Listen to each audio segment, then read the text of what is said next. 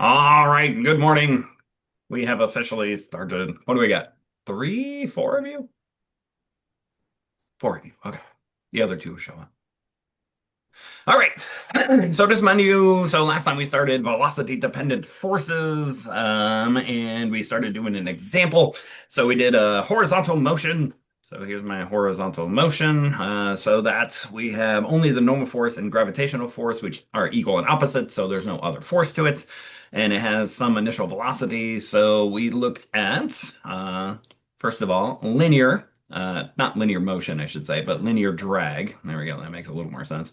So we had a linear drag force acting on this guy. So our differential equation became this guy. So this is our linear drag force. So this is my drag. And then this is, of course, Newton's second law right here.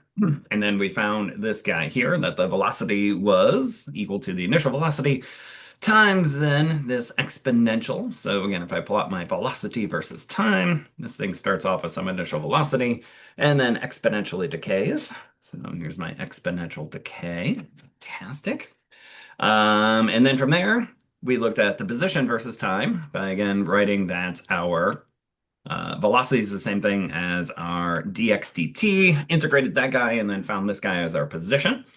And then we said in a infinite amount of time, this thing travels only a finite distance, because here I have my time here I have then my x. I'm just going to simply start this thing off at 0, so my initial position is 0, so this thing is going to do something like this. So it's going to asymptote to some final position, which is x0 plus the v0m over b1. And as we talked about, that's because the linear drag acts on it always throughout its motion. So even when it's moving very small, it still has an appreciable amount of force on there from the drag force. So cool. So next thing I want to look at is our velocity, or our position versus velocity. So see what that guy looks like. As we did in, I think that was chapter 2, we can rewrite our derivative of our velocity versus time, which is our acceleration, as the same thing as our chain rule, which is dv dx times dx dt, which of course is simply the velocity. So I get my instantaneous velocity times my time rate of, or my position rate of change of the position rate of change of the velocity. There we go, if I can actually speak. So cool. So let's use this guy. So what do we know? We know then that our left-hand side is going to become mass times the velocity times the position rate of change of the velocity must then be equal to minus b1 times then the velocity. So of course I have velocity on both sides, so that term's going to simply cancel. So I'm going to get a, dv over dx is equal to a minus b1 over m. Separation of variables, so multiply both sides by dx. So finally I'm going to get a dv integral from my initial velocity to my final velocity is then minus b1 over m. Rebecca in, there we go. Times then the integral from the initial position to the final position of then dx. So finally, we're going to get a v minus v0 then is equal to a minus b1 over m times x minus x initial. Or finally, solving this for the position, all this says then is that x minus x initial then is equal to a minus m over b1 times v minus v initial. So this is my position versus velocity expression. And again, we can see this in this case, that again, it's going to travel only a finite distance because eventually this thing is going to stop. So my velocity is going to go to 0. So I'm left with x minus x initial is equal to minus mv0. That becomes a plus b1. So again, it's going to travel some finite distance as the velocity goes to 0 in this case. So there's just a linear relationship between the position and the velocity. Is that nice and easy? Is okay? Sound good? Sounds good. So good. So next thing we're going to look at is now the quadratic drag. So let's look at quadratic drag. So in this case, again, just like last time, I'm going to ignore the linear. So we're going to say that we're going to ignore the linear. in favor of the quadratic. So ignore linear drag. Like last time, we ignored the quadratic drag. So good. So in this case, our expression is going to be sum of the forces, which of course is equal to 0, except for the drag force. So again, here's my object. It's going to move at some initial velocity of v0 on some sort of surface here. The only force we're going to have, again, is my quadratic drag in this case, which means ultimately our acceleration will be in this direction. So cool. So let's take this then as our x direction. So here we're going to say, again, our sum of our forces is equal to m times dv dt. So I'm going to get a minus b2, b squared is equal to m dv over dt. That's okay. So again, by separation of variables, we are going to multiply both sides by dt. So I'm going to get a minus b2 dt over m. And then I have to bring my v squared to the other side. So I'm going to get then a dv over v squared. Okay. Just quickly, let's talk about our expectations like we did before. So our first expectation is that this thing is going to what? Go off to infinity as t goes to infinity. Oop, not 0, infinity. There we go. As t goes to infinity, when the velocity then goes to 0.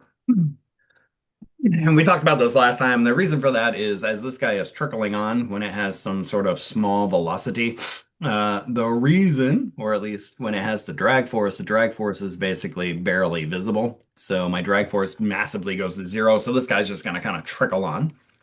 Our other expectation is what? As we just wrote down here, the velocity is going to go to 0 as t goes to infinity, right? This guy's going to slow down and stop. And unlike last time, this thing is certainly not going to go exponentially, but how's it going to go? So how's the velocity going to go to 0? If we kind of look at our differential equation here.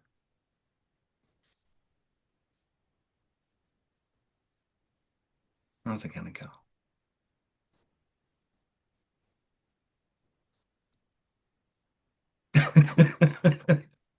Everybody's looking at me. Okay, so let's do the differential equation. So I'm going to get the integral from 0 to t, integral then from v0 to v. Good. And this guy's going to go to 0 as 1 over v. I'm going to put it that way.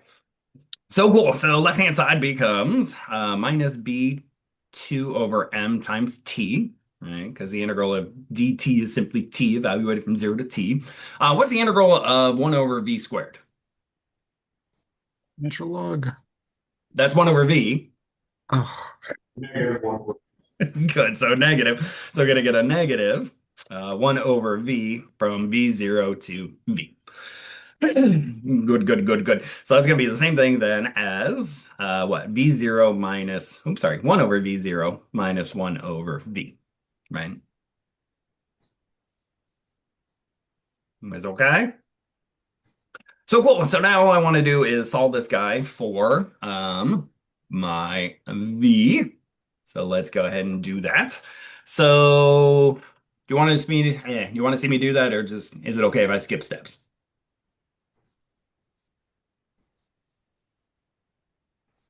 I'll you can skip. skip steps. I'll skip steps. Oh, you want me to see steps or skip steps? Skip steps. Skip steps. So V then is going to be equal. Eh. So I'm going to get a V0 on top over 1 plus B2 V0 TM, or over M, I should say, which I'm going to define simply as V0 over 1 plus some constant K times T. Just make my life a little bit easier, where K then is going to be what? B2 V0 over. So cool. So this then is my velocity versus time. So cool. So this thing then is going to go like this, right? So this is my velocity. This is then my time. At t is equal to 0, this thing starts off at just its initial velocity, v0. And this thing is also going to look very similar to the exponential, but this thing goes as 1 over t. So this is the way that this guy goes. So not an exponential of e to the minus t. Everyone's okay? Take that as a yes. Okay, so that's my velocity as a function of time. So next up, we're going to look at our position as a function of time. So we know that tx dt is equal to v, which is equal to v0, 1 plus k times t. Again, I'm just going to write that as the constant instead of keeping all those terms.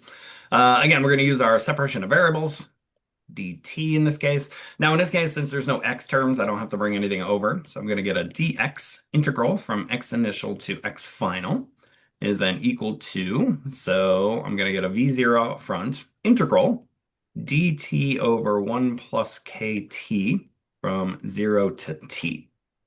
So for this guy, I'm going to use a u sub. So u then I'm going to write as 1 plus k times t. So that du then is going to be the same thing as k dt. It's okay? So for this guy, my boundary conditions then are going to be what? At t is equal to 0, u then is going to equal 1, and then at t is equal to what? T, this is going to give me a u is equal to 1 plus k times t. So my left-hand side is going to become x minus x0 is then equal to v0 integral. So in this case, I have that k, so I have to, what, divide by k. So I'm going to do my k out front of then du over u from 1 to 1 plus k times t. Okay. Joey, what's the integral of 1 over u du? Natural log Natural of log, u. fantastic. So I'm getting a v0 over k. Natural log of 1 plus kt over 1, right? But that's the same thing as v0 k, natural log of 1 plus k times t.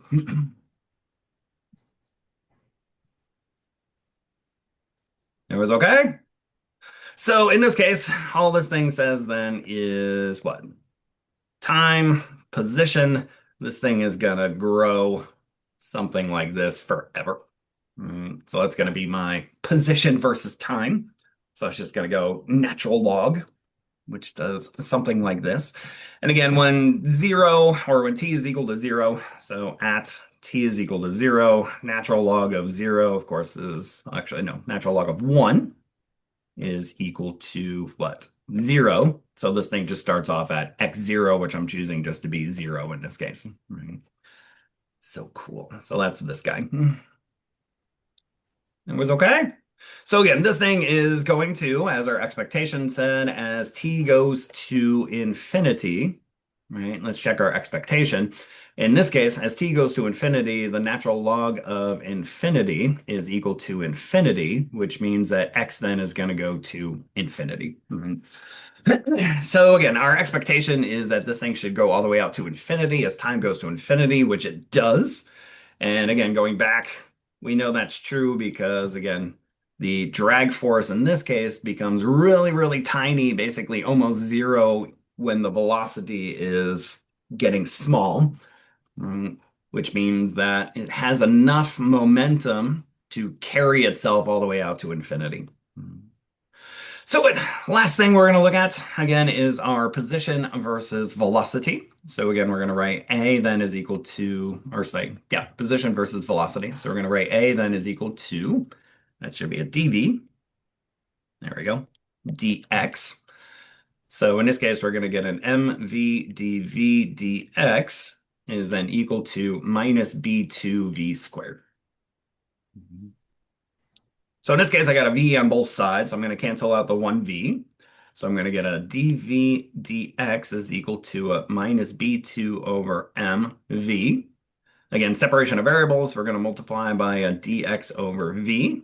So I'm going to get a dv over v, integral from v initial to v final, is then equal to a minus b2 over m dx. We're going to integrate this guy from the initial position to the final position. Joey, your time to shine again. What is the integral of 1 over v dv? Oh, the natural log. Natural log. Good. So I'm going to get a natural log Then v over v0 is then equal to a minus b2 over m, x minus x initial. Mhm. That's okay. So from here, we're going to solve then for the v. So we have to exponentiate both sides and then multiply by v0. So finally, my final velocity will be the initial velocity, e to the minus b2 over m times my displacement. So again, here we can see that the velocity only goes to 0 as x goes to infinity because we need that exponential term here to go to 0. And the only way to get that exponential term to go to 0 is for x to go to infinity. So again, everything makes sense. Hopefully. Hopefully. Are we doing okay? Not too bad. All right, so next thing we're going to look at is now when we have a non-zero force. So let's redo everything. But in this case, not horizontal motion, where my total force was equal to 0 in this case. But we want some sort of external force. So now we want an external force and see how things change in this case. So external force. So in this case, I'm going to look at basically free fall. So let's look at a free fall example, just to make this a little bit easier. So we're still going to do a one-dimensional motion. But now we're going to take that the object is falling under the influence of gravity. Now, there's many different ways to do this, but I'm going to take it such that it's going to go downward. So let's say it's falling downward with some initial velocity of v0. Okay. So it's going to go in the direction of gravity in this case, which means that our our drag force is going to be in the opposite direction. So this is going to be then F drag. Mhm. Everybody's doing okay? So let's do this one. So in this case, again, we're going to say that Newton's second law says the sum of my forces are equal then to m times a. So here I'm going to have a positive gravitational force. I'm going to get an mg minus then my drag force is then equal to my m. So from here, let's look at our two different cases. So case number one, we're going to look at our linear drag. And then after that, we'll look at case number two, which is our quadratic drag. Okay. So from here, let's look at our linear drag. So I'm going to get an mg minus b1v is then equal to m dv dt. Okay. Let's divide out by the m. So that cancels that, puts over m from here. So I'm going to get a g minus then a b1 over m v equals dv dt. Okay. So let's get this in a different form. So here I'm going to teach you guys some new math. So life's going to be great. So I'm going to take this side, bring this term and bring it to this side, and then show you some neat little tricks from here. So let's do that. So this is going to give me a dv dt plus a b1 over m times v is then equal to g. Now, from here, we're going to use something which is called an integrating factor. Not because it's a ordinary linear. I'm sorry, can you say that again? Not because that's an ordinary like linear differential equation. Yes. Yes. Exactly. So if I wrote this out in terms of a position, right? So this would be a second derivative with a first derivative equals this way, but otherwise this is, yeah, just a first order differential equation from here. But I'm going to teach you a cool way to actually do this. So let's talk about what an integrating factor does. So with an integrating factor, what this thing says then is if I have a differential equation which is of the form of, say, dy dt plus some function which depends on t times y is equal to some other function which only depends on t. Okay. Now, what the integrating factor says is the following. If I introduce this new character, mu, which is going to equal then the integral of this coefficient here, P of t over, or P of t integrated by dt. Notice what happens when I multiply both sides by this mu. So I'm going to take this original differential equation here and now multiply by u. So I'm going to get a dy dt mu plus P of t times mu times y is then equal to Q of t times mu. Now, what's interesting though is let's look at this left-hand side. So notice that the left-hand side is actually a total derivative. So what I mean by that is this is actually the same thing as d dt of simply mu times y. Okay. So this guy's going to be the same thing then as a product of two functions. So I'm just going to kind of run through this. So this is going to be the same thing as d dt of mu times y plus y, or sorry, let's do it this way, mu times dy dt. Right. So this term here, of course, is this first term here. And then the second term here is just the derivative of mu with respect to t, which is the same thing as the derivative of t of e to the integral of pt dt. So we know is that what? The derivative of an exponential is the same thing as the exponential times then the derivative of the exponent, but the derivative of the exponent in this case is simply going to be the derivative of the integral, which is the same thing as the argument of the integral, right? Or the integrand. So that means this term here is actually the same thing as this term. So the beautiful part about introducing this integrating factor is that now the left-hand side of my differential equation becomes simply this guy, which means when I integrate over t, the dt portion is just going to cancel, which means I'm going to be left with only what's inside of the dt. That's okay. So let's apply that to here. So in this case, again, I'm going to have a what? dv dt plus b1 over mv is then equal to g. Now, following what we just did, this term here is actually going to be pt, right, which is actually just a constant, which means mu then is going to be the same thing as e integral of b1 over m dt. But since b1 over m is a constant, this guy's going to become simply e to the b1 over m times t. Okay, so this is my integrating factor. Don't you have to add c? I'm sorry, what was that? Don't you have to add c? Oh, well, in this case, no. No, it'll make sense why in a second. Because we're not going to add c because when we do our actual integral of the left-hand side, we're going to do it over bounds of our integration. So in that case, the bounds of integration will get rid of that c portion. That kind of makes sense? Yes, okay. So let's plug that in. So finally, my differential equation is going to become then integral of then dt. So I'm going to multiply both sides by dt of then simply mu times y, or sorry, v in this case, v is then equal to the integral of mu g dt. And I'm going to integrate this guy from 0 to t, and then integrate this guy from 0 to t. Oops. Helps if I write the whole thing out. d dt, there we go, of mu times v. Helps if you follow your own steps, right?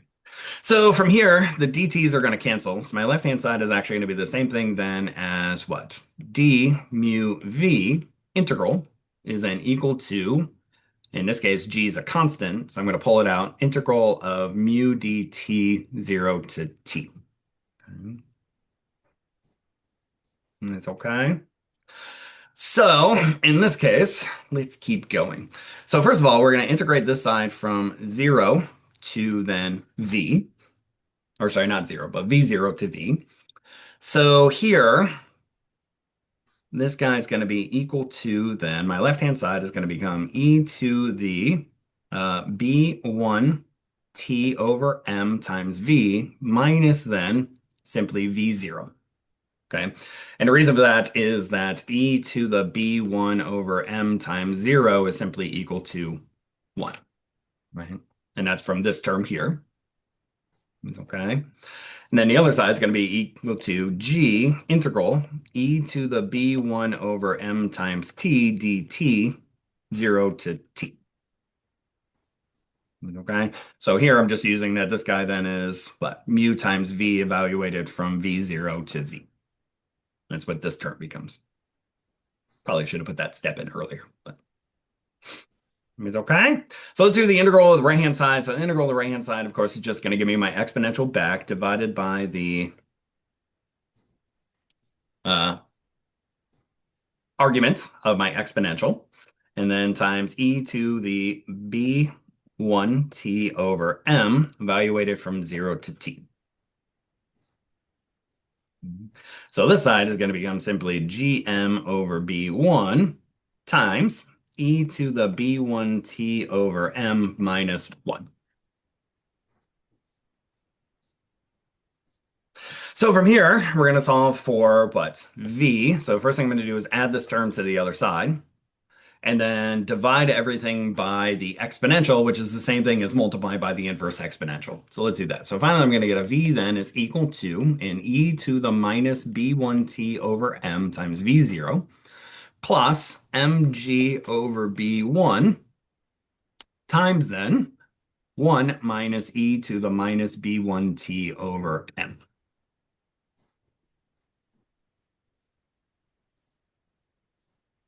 Sorry. Thought I heard something at my door. V0. Everybody's doing okay? Not too bad, right?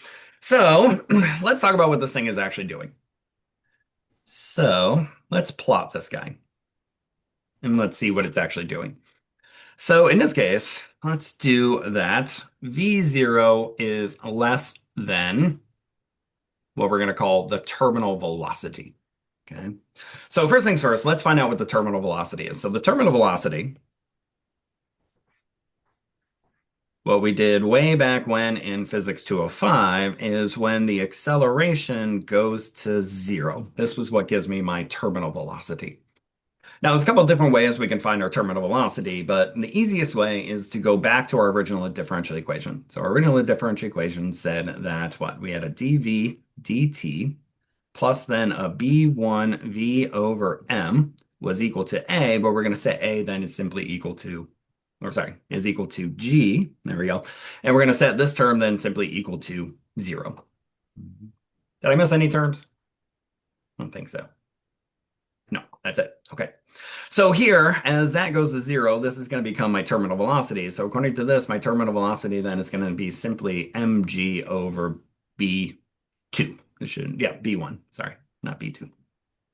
So this is my terminal velocity. So my terminal velocity is when the acceleration goes to 0. So my velocity is going to go to this term. Okay. So when v0 is less than that, what's going to happen then is what? Let's think about this. So this thing is going to, let's look at this. So I'm going to have a v0, and then I'm going to be left with this term. So as t goes to infinity, this term is going to go to 0.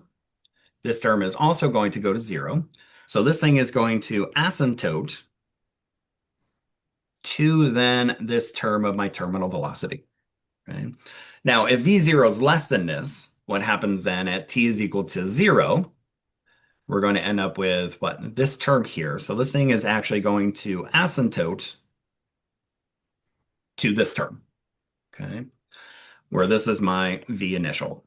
So if my v initial is less than the terminal velocity, what's going to happen then is that the velocity that this guy has, let's go back to our picture, it's going to increase its velocity until it's going to reach the point where my drag force is going to exactly then equal my mg, at which point in time then it's going to fall when an acceleration then equals to 0. Right? It's going to reach this terminal velocity. So no matter what my initial velocity is, as long as it's less than it, it's going to always asymptote to this particular velocity of the terminal velocity. That was okay? Now, what happens if v0 is greater than the terminal velocity? What would happen in that case? What would happen in that case? So let's think about it in that case. So in this case, I have mg downward, but now it's going to have a very large drag force in this direction. Mhm. So in this case, if the drag force is greater than the velocity, is it going to speed up or slow down?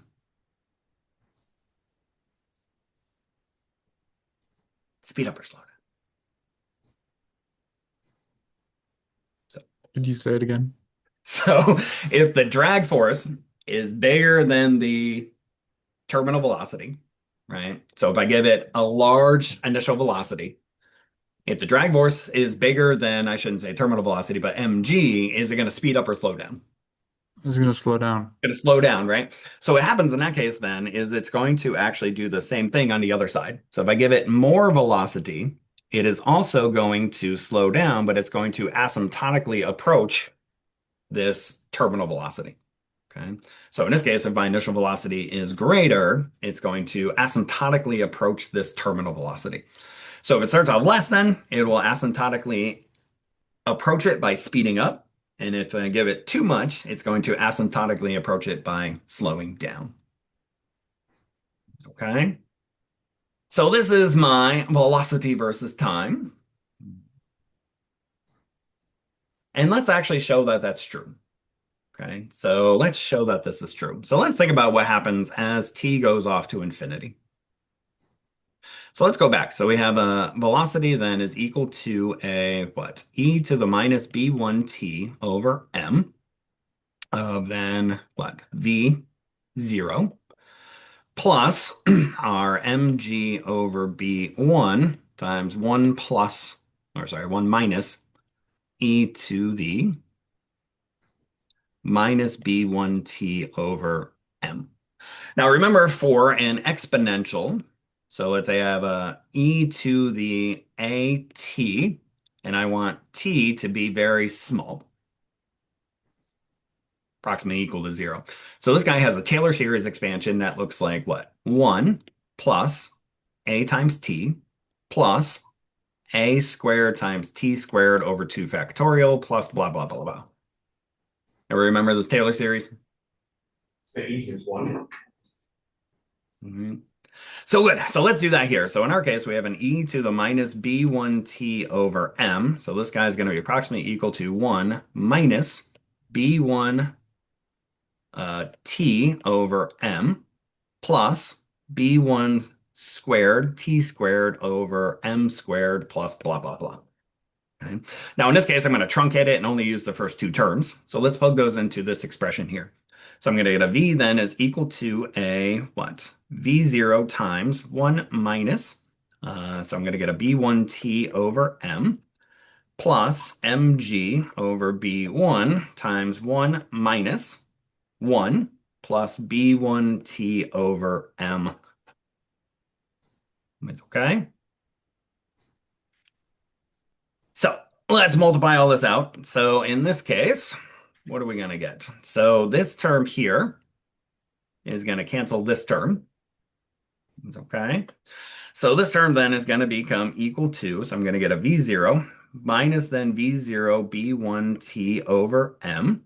And then I'm going to get a what? Plus mg over b1 times b1t over m.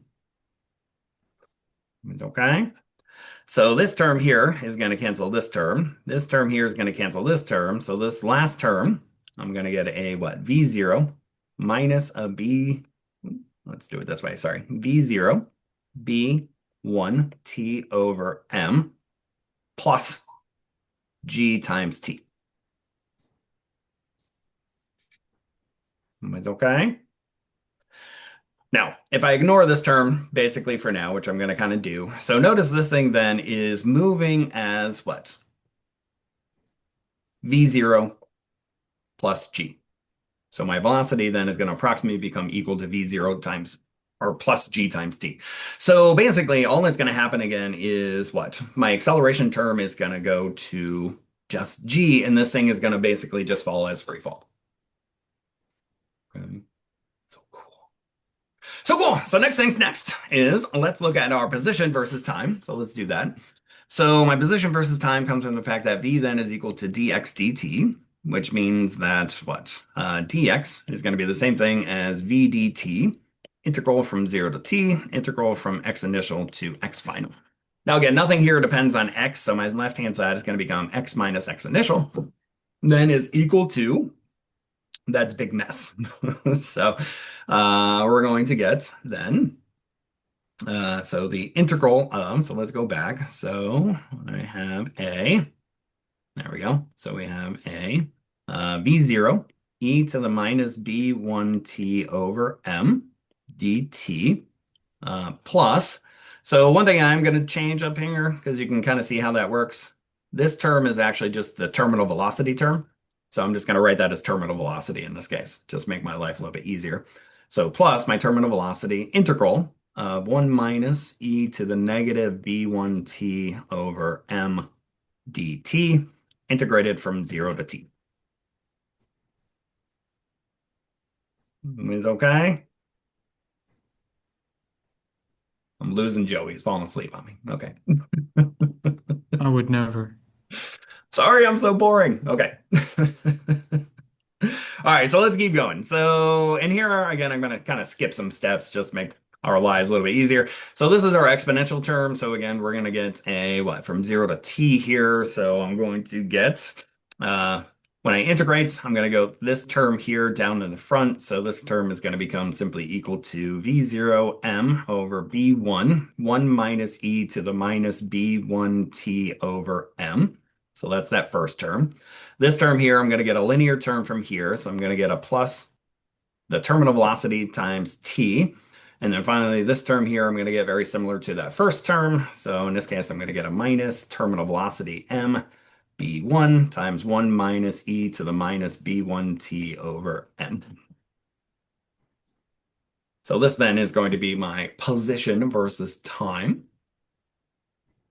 A little bit ugly, but that's okay.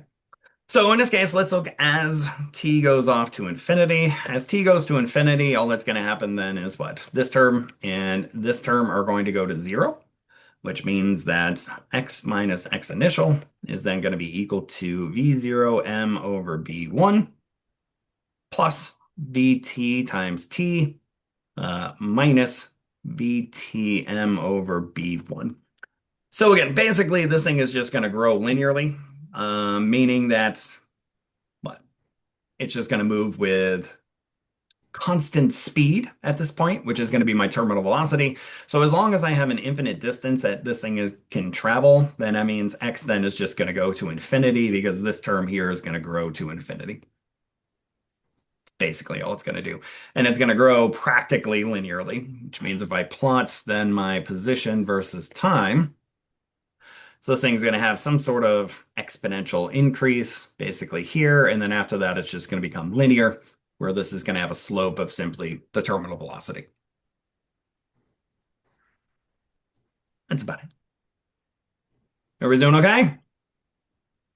Bad.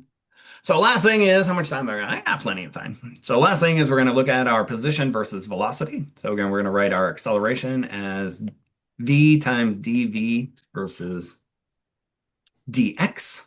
So now we're going to get a v dv dx is then equal to g minus b1 v over m. Now, in this case, unfortunately, we cannot use our integrating factor. And the reason for that is we have this extra v here. So we can't use the integrating factor. If that v wasn't there, we could use the integrating factor. But in this case, since that v is there, we can't actually use it. So again, we're just going to use our separation of variables. So I'm going to multiply both sides by dx and divide by g minus b1v over m. So left-hand side is going to become a dv over g minus b1v over m is then equal to simply dx. So I'm going to integrate this side from x0 to x final, integrate u from v0 to v. Again, let's use a u sub. So u in this case is going to be a g minus b1 v over m. So that du is going to become a minus b1 over m dv. Again, my bounds of integration are going to become equal to g minus b1 v0 over m to g minus b1 v over m.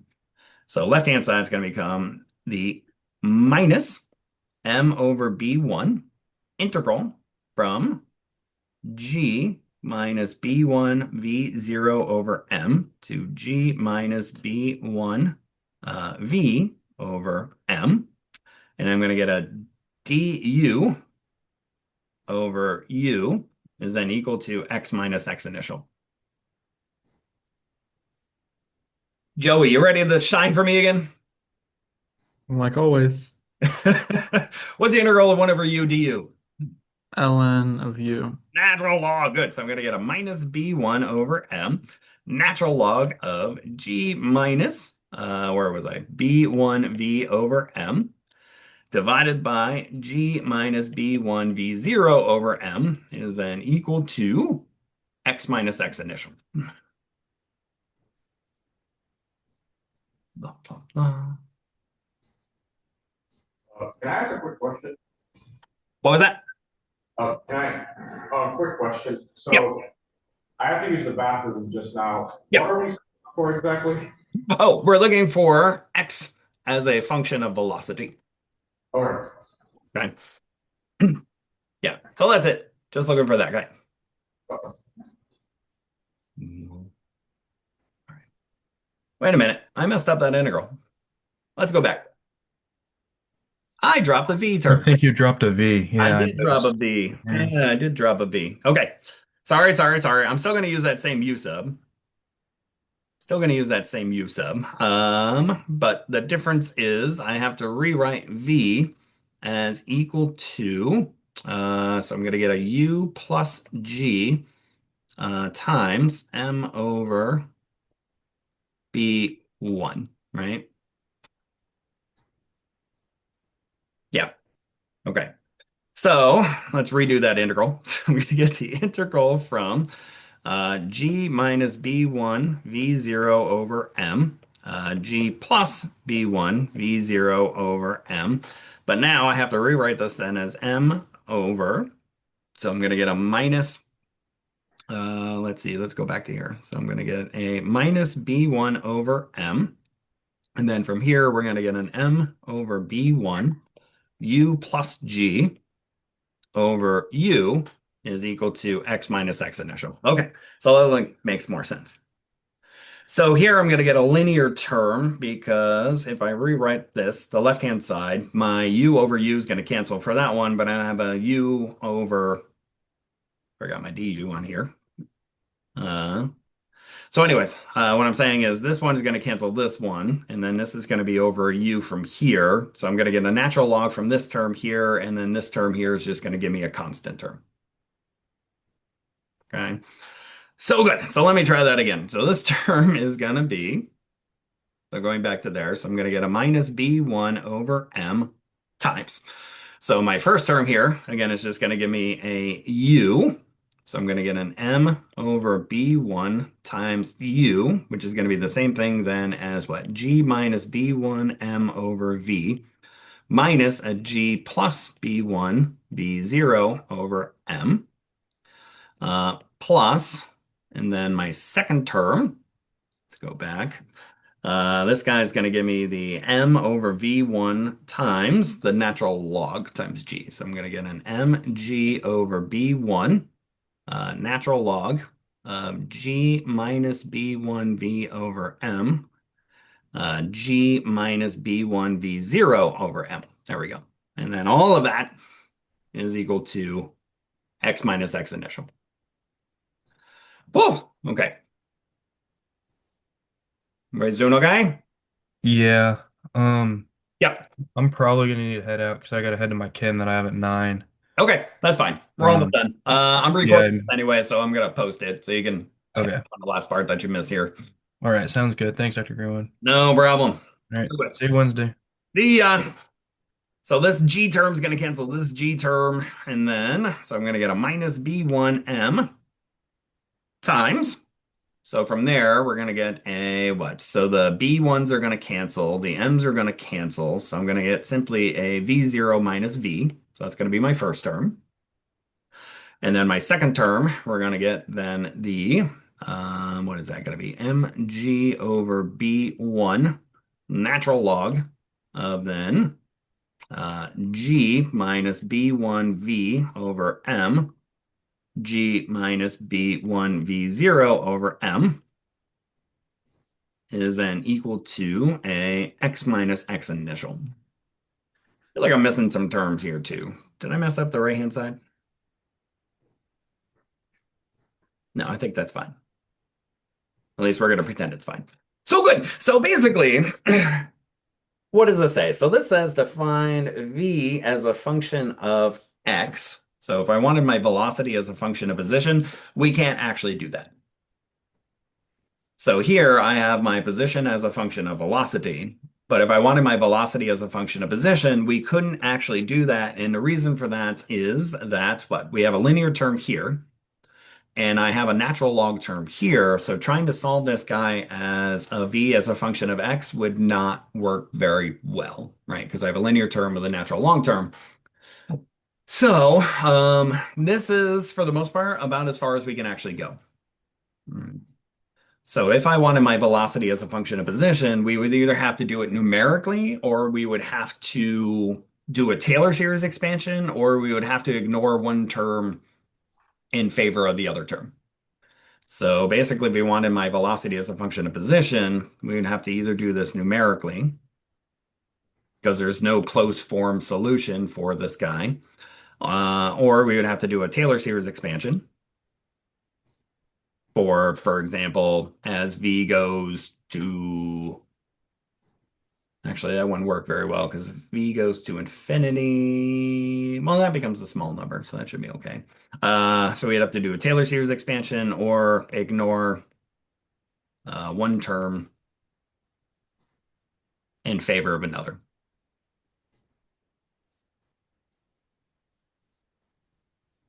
So for example, for small v's, we could pretty much ignore this term and keep this term. And then as v goes to infinity, yeah,